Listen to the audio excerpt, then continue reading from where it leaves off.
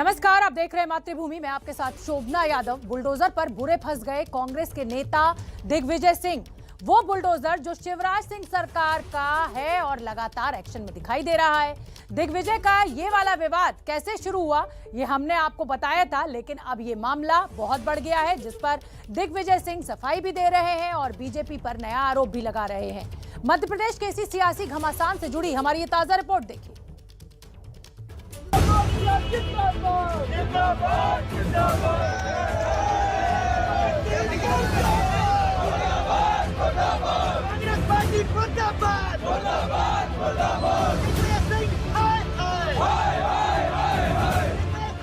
मध्य प्रदेश के खरगोन और बड़वानी में रामनवमी पर हुए भारी बवाल के बाद अब शांति है।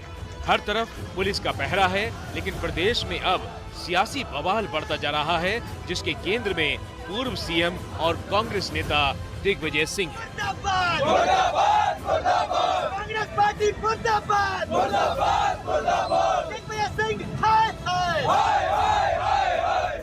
बीजेपी का ये बढ़ता विरोध दिग्विजय सिंह के उस ट्वीट वाली तस्वीर को लेकर है, जिसे उन्होंने खरगोन का बताकर पोस्ट किया था। हालांकि वो तस्वीर खरगोन की नहीं, बल्कि बिहार के मुजफ्फरपुर की थी।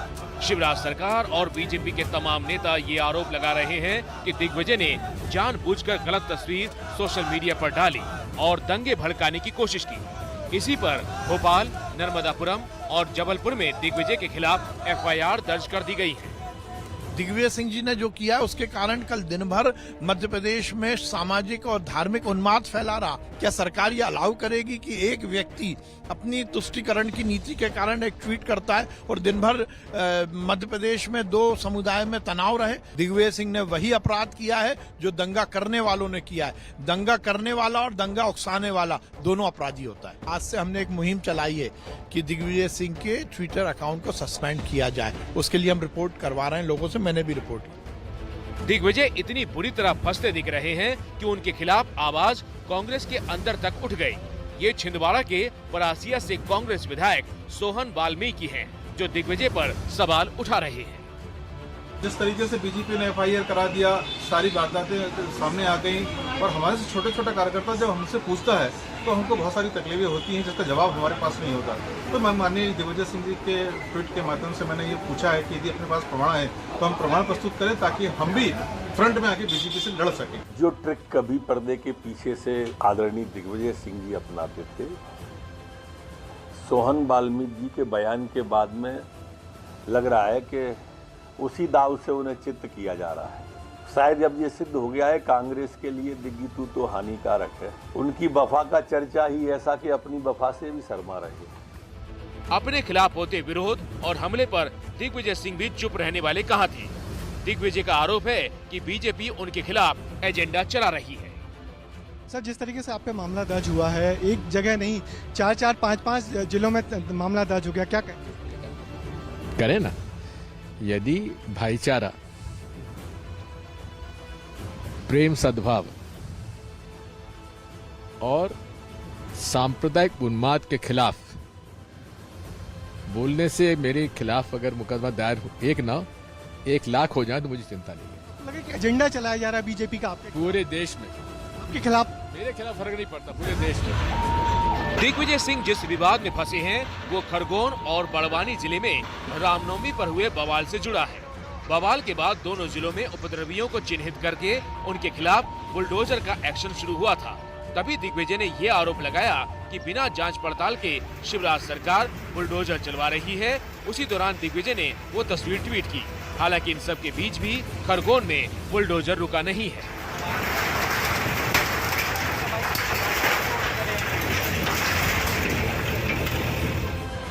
बुलडोजर की इस कार्रवाई पर वो लोग भी सवाल उठा रहे हैं जिनके मकान और दुकानें बुलडोजर से तोड़ी जा रही हैं।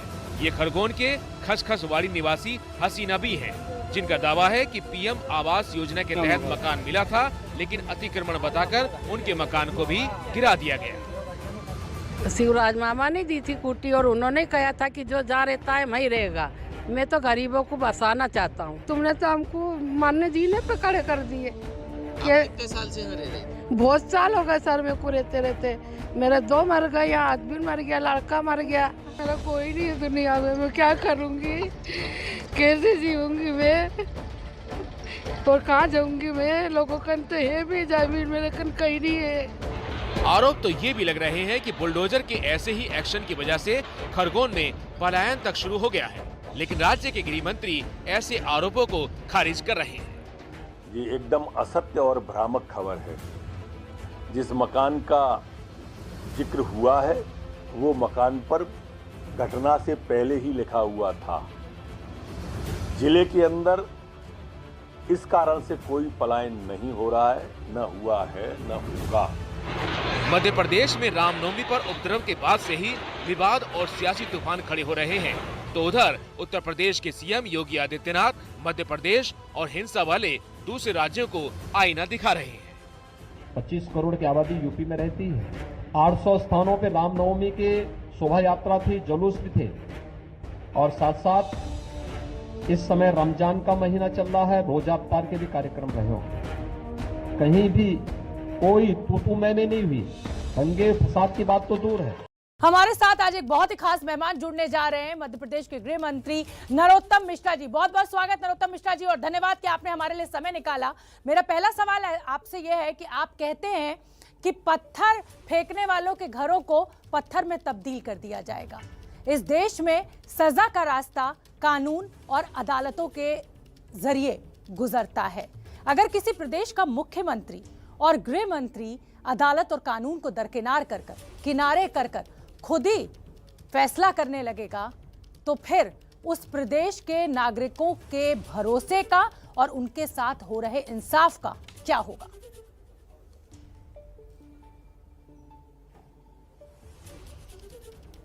पूरे इंसाफ का ध्यान रखा जा रहा है, पूरे कानून का ध्यान रखा जा रहा है, और उसके बाद में विजुअल और फुटेज देखे जा रहे हैं। जो दंगाई हैं उन पर कार्रवाई हो रही है, बाकी सब सुरक्षित है।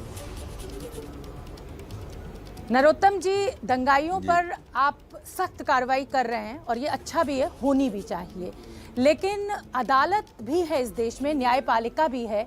अगर सारा काम सरकारें ही कर लेंगी, सब कुछ सरकारें ही तय कर लेंगी, तो फिर न्यायपालिका की क्या जरूरत रहेगी? न्यायपालिका के लिए भी भेजे हैं, अभी 70 लोग गए हैं न्यायपालिका।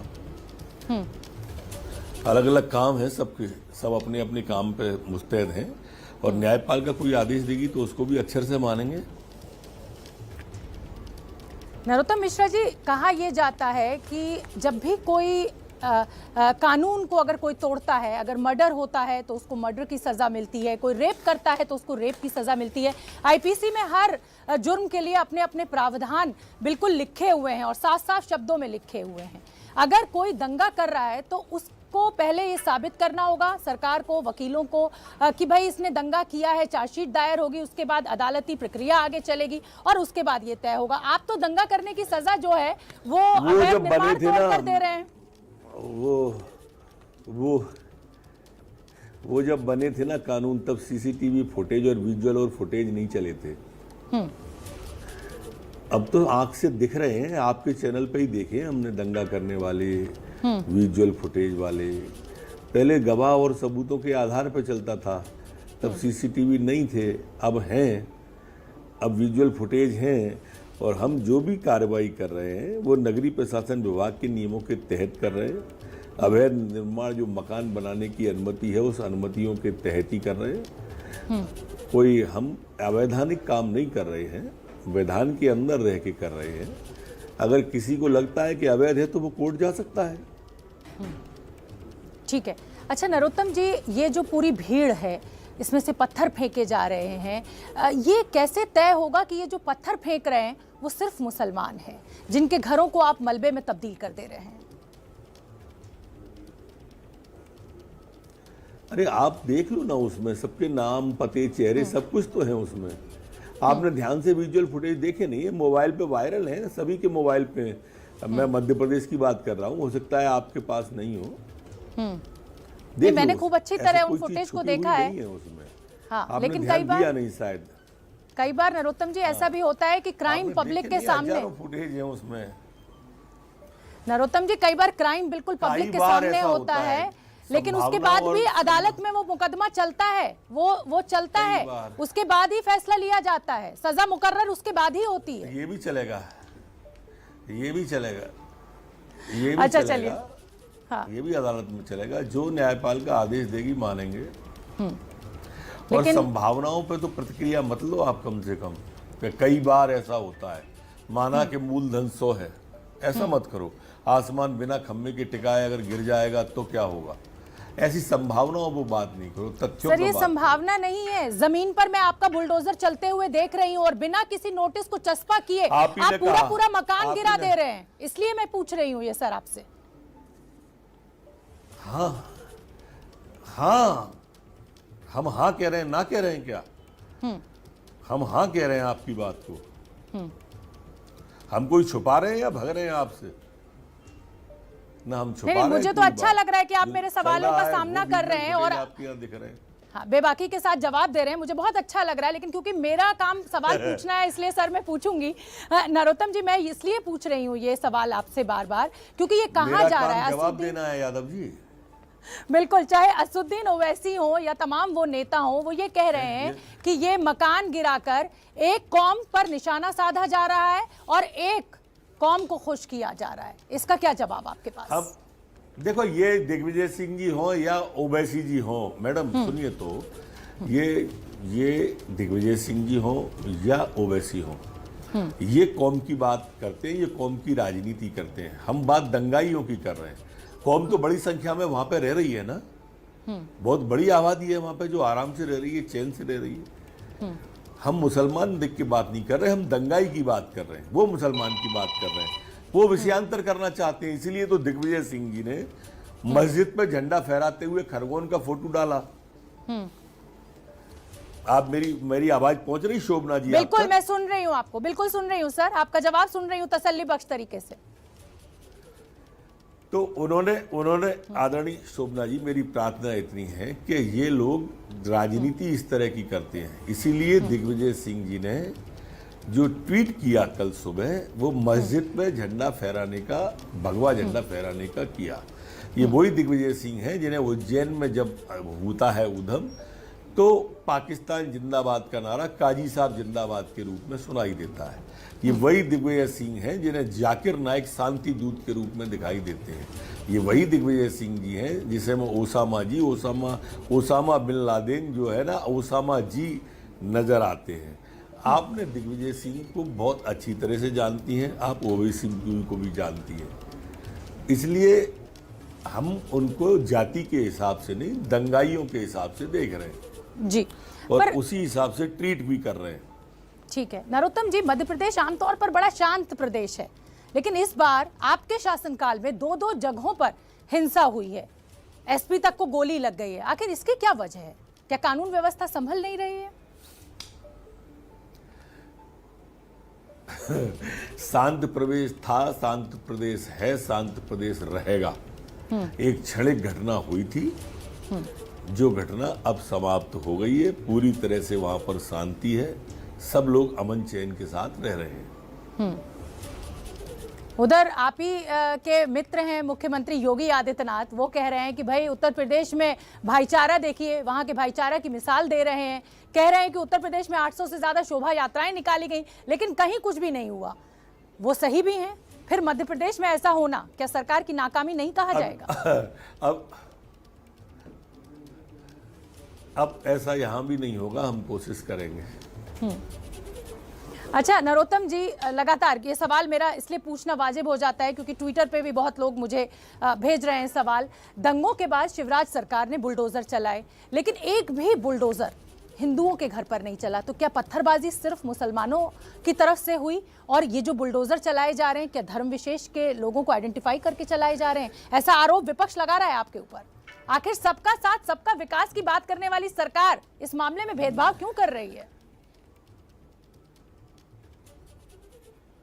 बिल्कुल भेदभाव नहीं कर रहे। क्रिया पर अगर प्रतिक्रिया होती है तो वो अपराध नहीं होता है उतना बड़ा। क्रिया किसने की, ये मूल अपराध है। प्रारंभ कहां से हुआ, घटना क्यों घटित हुई, ये इसकी मूल बात है। मैं समझता हूं आप समझ गई होंगी मेरी बात को। सर, खबर यह भी है कि खरगोन प्रशासन ने खसखसवाड़ी इलाके में हसीना बी नाम की एक महिला का घर भी तोड़ दिया है, जबकि उनको ये जो घर था वो प्रधानमंत्री आवास योजना के तहत अलॉट हुआ था। तो क्या प्रधानमंत्री आवास योजना का घर भी अतिक्रमण की गई जमीन पर बना था? ये जवाब मैं सुनना चाहती हूँ, आपसे जानना चाहती हूँ सर। अरे बहुत जरूरी सुनिए शोभना जी, मैं हर बात का जवाब देने ही आपके चैनल पे आया हूँ।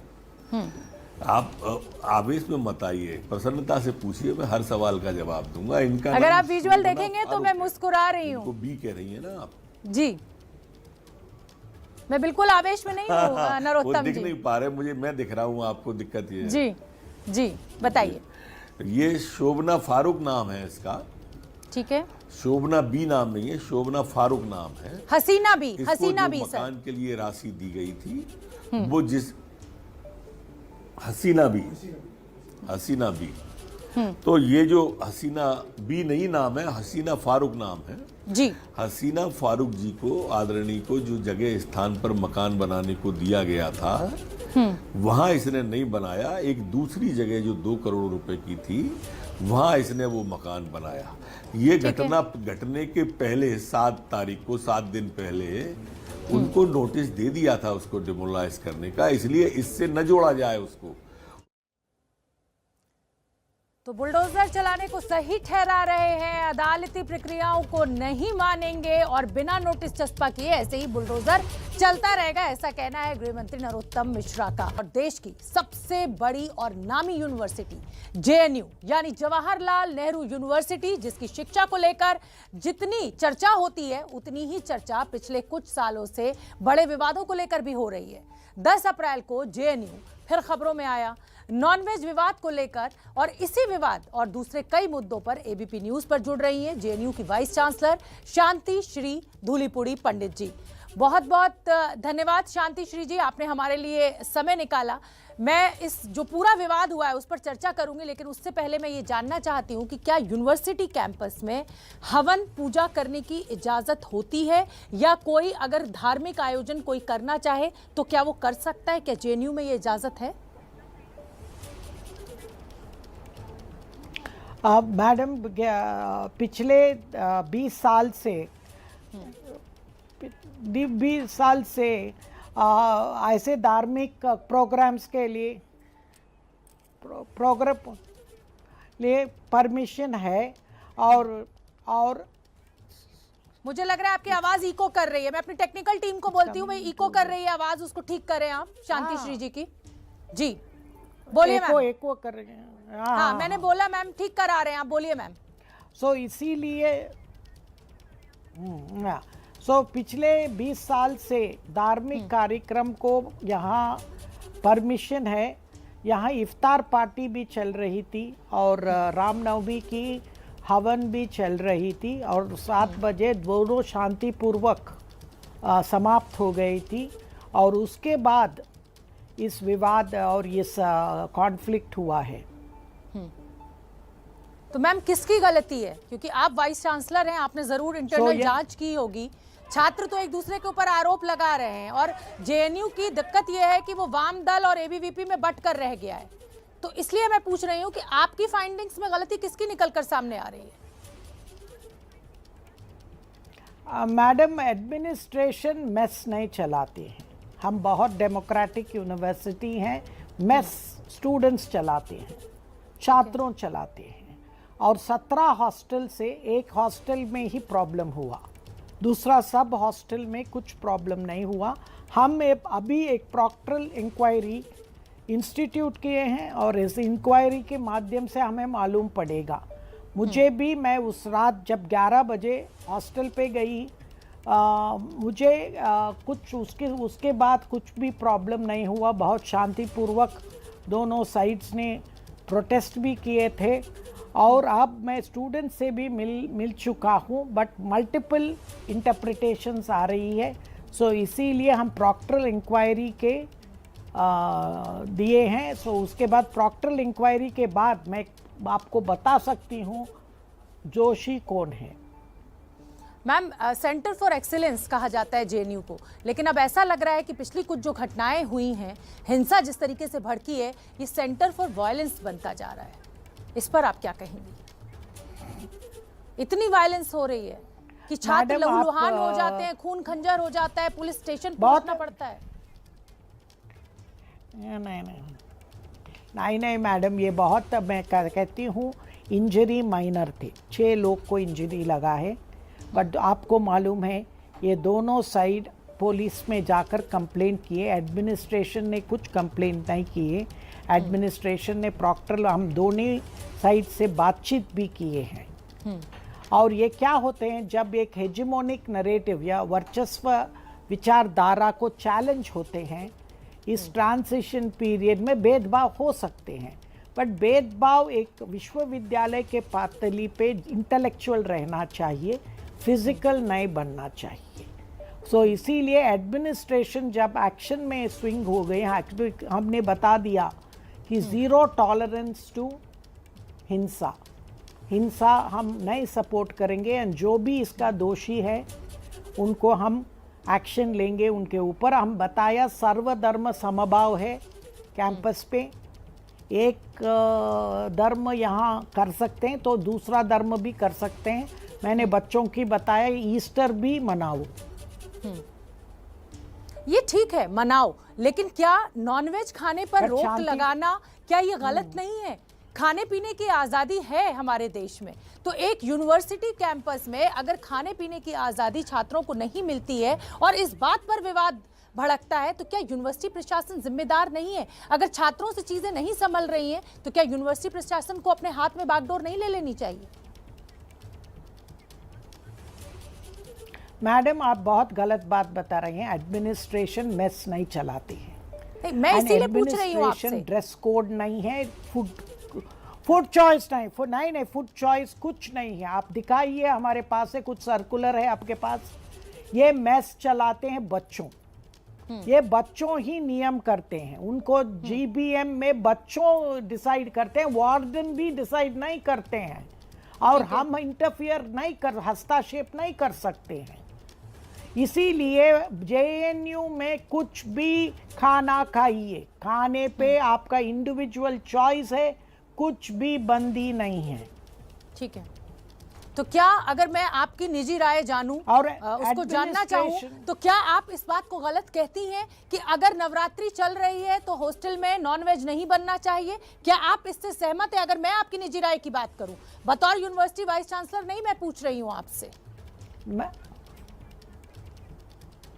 मैडम जी, मेरा पर्सनल है, मैं दक्षिण भारत से हूँ, मैं दक्षिण भारत से यानी इस यूनिवर्सिटी की छात्री रह चुकी हूँ। मैं सब इंडिविजुअल्स को उनका चॉइस है। मुझे यहाँ मेरा पंचामृत जेएनयू के लिए विकास है, एकेडमिक और रिसर्च और डेमोक्रेसी है, डाइवर्सिटी विविधता है, और डिफरेंस है और डिसेंट है। मैं दक्षिण भारत से आकर, मैं तमिलनाडु से आकर मैं हिंदी बोल सकती हूँ। जब तक हिंदी लोग तमिल बोल सकते हैं, भाषा का विवाद भी समाप्त हो जाएगा। आप बहुत अच्छी बात कह रही हैं और मुझे बहुत अच्छा लग रहा है, और हमारे को ऐसे ही वाइस चांसलर्स की ऐसी सोच की ज़रूरत है, क्योंकि हम यहाँ से वो युवा पीढ़ी तैयार होती है जो देश को आगे ले जाने का काम करती है। लेकिन जेएनयू पिछले कुछ सालों से सिर्फ विवादों में रहा है, वहाँ की पढ़ाई शिक्षा की बात नहीं होती है, सिविल सर्विसेज में जितने बच्चे वहाँ से क्वालिफाई करते हैं उसकी बात नहीं होती है, लेकिन हिंदुस्तान तेरे टुकड़े होंगे, हाय हाय हिंदुस्तान, या फिर अब ये नॉनवेज का विवाद, मैं दोनों पक्षों की बात कर रही हूँ। मैं एबीवीपी की भी बात कर रही हूं, और मैं जो वाम दलों का जो समूह है, जो वो छात्र संघ है, मैं उसकी भी बात कर रही हूं। ऐसा क्यों हो रहा है? क्या ये आप मुझे समझा पाएंगी? क्योंकि ये दुखद है, देश दुखी होता है कि जिन बच्चों को पढ़ना लिखना चाहिए वो धर्म के नाम पर, खाने पीने के नाम पर लहूलुहान हो रहे हैं।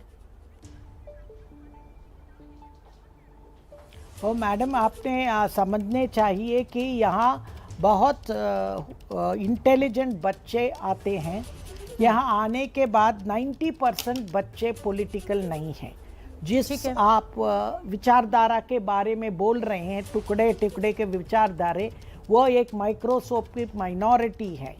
मैं भी इस यूनिवर्सिटी की छात्र रही हूँ, मैं राष्ट्रवादी हूँ, और जो जो सिविल सर्विसेज में इतने लोग जेएनयू भेज दिए हैं वह सब राष्ट्रवादी हैं। सो आप बहुसंख्या के बात देखिए, वो फ्रिंज एलिमेंट से जेएनयू की आइडेंटिटी मत बनाइए। ये मेरा आपका विनय रिक्वेस्ट है। मैम आप गुरु हैं, आपको विनती मैडम। करने की जरूरत नहीं है, आप आदेश दीजिए। मैं आपसे ये पूछना चाहती हूँ शांति श्री जी कि क्या, क्योंकि आप यहाँ के छात्र भी हैं और आप ये कह रही हैं कि आप यहाँ पर मतलब जिसे कहा जाए यहीं पर पढ़कर आप आगे बढ़ी हैं और आज आप वाइस चांसलर इस यूनिवर्सिटी की, क्या शांति श्री जी का दिल दुखता है जब इस तरीके की कोई घटना होती है और वो अपनी तरीके से कैसे छात्रों को समझाती हैं? मैडम, छात्र हमारा छात्र हैं, जेएनयू की छात्र हैं और ये हिंसा बहुत दुखद विषय हुआ है। सो इसीलिए मुझे भी बहुत दुख हुआ और मैं ये कह सकती हूँ कि मैं बच्चों के साथ, सब बच्चों के साथ मेरा डिस्कशंस हुआ है और उसके बाद आप देख सकते हैं एक भी हिंसक घटना नहीं हुई है। सो इसीलिए जेएनयू भी यहाँ अच्छे बच्चे पढ़ने के लिए ही आते हैं। ये जो माइक्रोस्कोपिक माइनॉरिटी जो करते हैं ये बहुत दुख की बात है। शांति जी, क्या आपको ऐसा लग रहा है कि जो राजनीति केंद्र में और राज्यों में होती है, आखिरी सवाल मैं आपसे लेना चाहती हूँ। मुझे लगता है कि उनके पास समय की थोड़ी सी कमी है और शांति श्री धूलीपुड़ी जी का यही कहना है कि उनका दिल दुखता है जब इस तरीके की कोई घटना होती है। लेकिन मेस में जो नॉनवेज का जो झगड़ा हुआ उससे एडमिनिस्ट्रेशन का कुछ लेना देना नहीं है, उसकी प्रोक्टोरियल जांच की जाएगी और उसके बाद ही ये साफ होगा कि कौन जिम्मेदार है। एआईएमआईएम नेता और असदुद्दीन ओवैसी के भाई अकबरुद्दीन ओवैसी को भड़काऊ भाषण मामले में कोर्ट से राहत मिल गई है।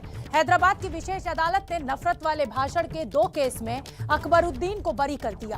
अकबरुद्दीन के खिलाफ निजामाबाद और निर्मल में कथित रूप से नफरत फैलाने वाले भाषण देने का मामला साल 2012 में दर्ज किया गया था। अकबरुद्दीन ने कथित रूप से नफरत फैलाने वाला भाषण निजामाबाद में 8 दिसंबर 2012 को दिया था और निर्मल कस्बे में 22 दिसंबर 2012 को यह भाषण दिया गया था।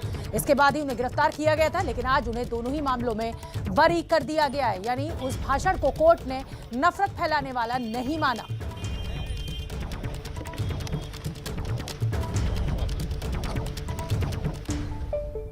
और उधर एआईएमआईएम के मुखिया असदुद्दीन ओवैसी ने ट्वीट कर खुशी जाहिर की है। उन्होंने लिखा है, नफरत वाले भाषण केस में अकबरुद्दीन ओवैसी को विशेष अदालत ने बरी कर दिया है। मैं लोगों के सहयोग और उनकी प्रार्थनाओं के लिए शुक्रगुजार हूं। तो असदुद्दीन ओवैसी का ट्वीट आप देख रहे हैं, अपनी खुशी जाहिर करते हुए असदुद्दीन ओवैसी, उनके भाई अकबरुद्दीन ओवैसी को छोड़ दिया गया है, कोर्ट की तरफ से बरी कर दिया गया है। तो चलिए आगे बढ़ते हैं मातृभूमि में और बात करते हैं गुजरात की। गुजरात कांग्रेस के कार्यकारी अध्यक्ष हार्दिक पटेल अपनी ही पार्टी से नाराज नजर आ रहे हैं। ये नाराजगी पाटीदार समाज के बड़े नेता नरेश पटेल को पार्टी में शामिल करने को लेकर है। दरअसल हार्दिक चाहते हैं कि नरेश पटेल को कांग्रेस में शामिल कर विधानसभा चुनाव से पहले पाटीदारों को लामबंद किया जाए, लेकिन कांग्रेस अभी तक कोई निर्णय ले नहीं पाई है और एक चर्चा नरेश पटेल को कांग्रेस का मुख्यमंत्री उम्मीदवार घोषित करने को लेकर भी है, लेकिन अभी तक फैसला नहीं हुआ है। तो हार्दिक पटेल का कहना है कि नरेश पटेल और पाटीदार समाज का अपमान किया जा रहा है। गुजरात और दिल्ली के कांग्रेस नेताओं में निर्णय लेने की क्षमता का अभाव है। हार्दिक पटेल से बातचीत की हमने, आप सुनिए उसको। गुजरात कांग्रेस के कार्यकारी अध्यक्ष हार्दिक पटेल को सुप्रीम से थोड़ी राहत मिली है। ये राहत इस प्रकार की है कि अब वो चुनाव लड़ सकते हैं। सीधी बात करेंगे, हार्दिक पटेल हमसे जुड़े हैं।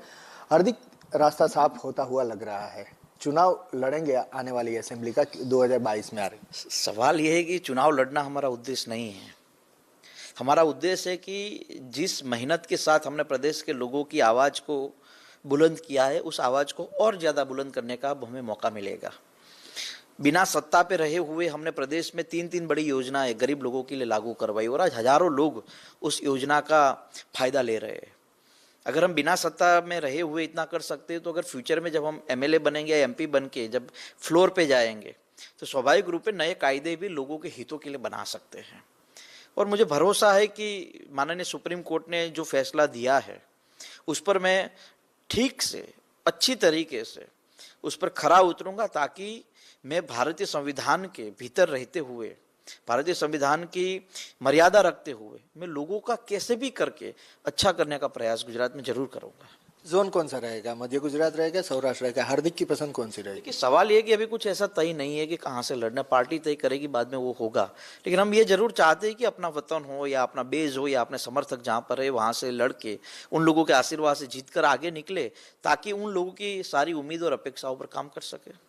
आपने बताया पार्टी तय करेगी, अभी नरेश पटेल का मामला खड़ा है, पार्टी तय ही नहीं कर पा रही। कई बार होता है कि पार्टी के जल्द डिसीजन लेने की जो क्षमता नहीं रहती उसके कारण नुकसान होता है। नरेश भाई का 2.5 महीनों से चल रहा है कि उनको पार्टी में लेना चाहिए, नहीं लेना चाहिए, लेना चाहिए तो कैसे लेना चाहिए, कब लेना चाहिए। मैं मानता हूँ कि समय हाथ से निकालना नहीं चाहिए, समय का बहुत कम बचे, 6 महीने बचे, जो भी फैसला पार्टी करना चाहे हाँ या ना में क्लियर करना चाहिए। ये तो लगातार उनकी व्यक्तित्व का अपमान हो रहा है, अपमान नहीं करना चाहिए। जब हम किसी का सम्मान भी ना करें तो अपमान तो नहीं करना चाहिए। नरेश पटेल का अपमान मतलब पाटीदार समाज का अपमान माना जाए? 2.5 महीने हुए इसलिए मैं बोल रहा हूँ। अगर मान लीजिए कि नरेश भाई की ओर से कुछ गलत हो रहा है तो आप खुलासा करिए, अगर आपकी ओर से निर्णय नहीं लिया जा रहा है तो उसका भी खुलासा कीजिए, लेकिन चर्चा तो होनी चाहिए ना, हाँ या ना में चर्चा होनी चाहिए। आप भी तो कार्यकारी अध्यक्ष है, आप क्यों डिसीजन नहीं ले सकते? देखिए, मैं डिसीजन पावर में कार्यकारी अध्यक्ष नहीं हूँ। डिसीजन पावर हमारा कोई नहीं होता कार्यकारी, वो तो पीसीसी लेंगे, इंचार्ज लेंगे, राष्ट्रीय अध्यक्षा लेंगी उनको ज्वाइन कराने का मामला। उसमें हम लोग तो राय दे सकते हैं कि हाँ कीजिए, नहीं कीजिए, करना है तो आगे जल्दी कीजिए। उससे ज्यादा मेरा रोल पूरे गुजरात में नहीं है ना।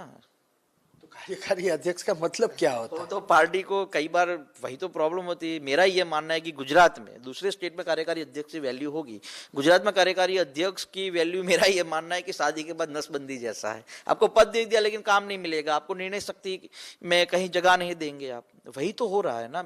17 में पाटीदार आंदोलन के कारण कांग्रेस 42 पर थी, वहां से 82 पर आई है। 17 से पहले 15 का पंचायत के चुनाव में बीजेपी एक भी जिला पंचायत नहीं जीत पाई थी, सारी जगह। उसके बाद आपने हम लोगों का उपयोग नहीं किया। हम लोगों को गुटबंदी में, आपकी गुटबंदी के कारण हम लोग परेशान हो रहे हैं।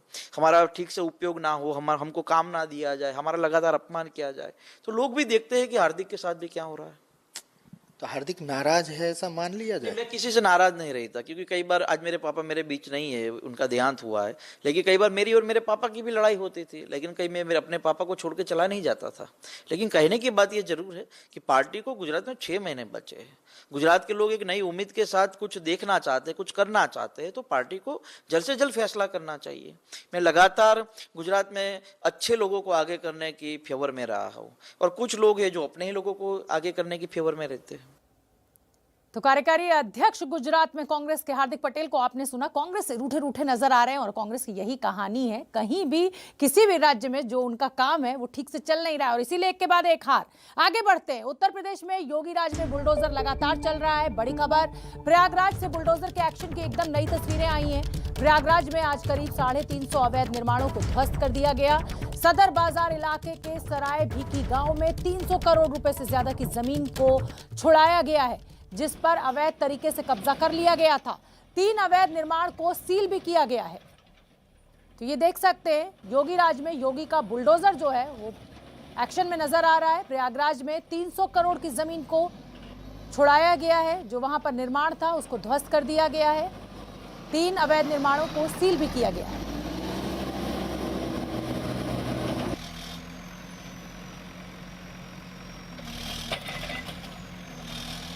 तो योगी राज में बुलडोजर एक्शन में ये देखिए कैसे बुलडोजर जो है वो अवैध निर्माण को गिराते हुए लगभग 300 करोड़ की जमीन को छुड़ाया गया है।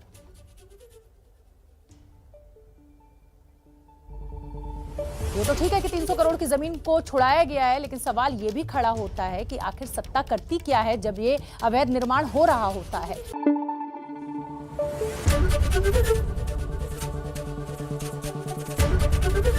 एबीपी न्यूज आपको रखे आगे।